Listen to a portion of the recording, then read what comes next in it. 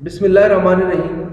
بیٹا جی آج ہم خط پڑھنے لگے ہیں، خط بنام دوست، شادی کے موقع پر بے جا اسراف کی مذمت۔ تو اس کا پہلے مطلب سمجھ لیں، یہ ہے کہ شادی ہے اور اس پہ جو فضول خرچی کی جائے گی اس کو ہم نے برا کہنا ہے اس خط کے اندر۔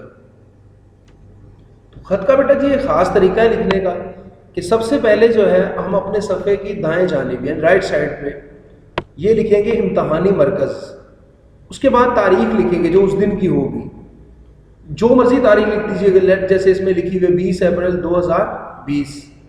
اس کے بعد جہاں سے دیکھیں یہ ختم ہو رہا ہے اس کے نیچے سے اس کو شروع کرنا ہے، پیارے دوست۔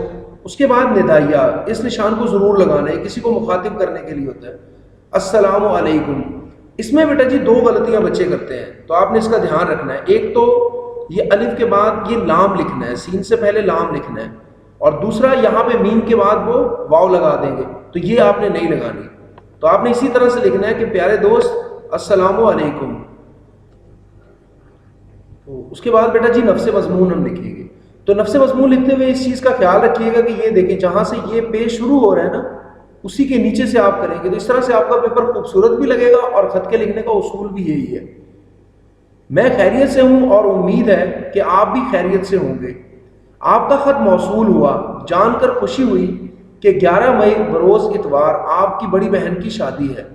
تو یہ تاریخ لکھتے ہوئے ہم نے جو پیچھے تاریخ لکھی تھی کہ 20 اپریل کو ہم خط لکھ رہے ہیں، تو اس کے بعد مطلب کوئی بھی تاریخ ہو یعنی اس سے آگے والی ہونی چاہیے، اس سے پیچھے نہیں جانی چاہیے۔ آپ نے اس خوشی کے موقع پر مجھے یاد رکھا، اس کے لیے میں آپ کا شکر گزار ہوں۔ آپ نے بتایا کہ بارات دھوم دھام سے آئے گی، بینڈ موسیقی کا پروگرام پیش کرے گا، جہیز کی نمائش ہوگی، آتش بازی کا مظاہرہ ہوگا۔ آتش بازی بیٹا یہ پٹاخے وہ پھوڑنا۔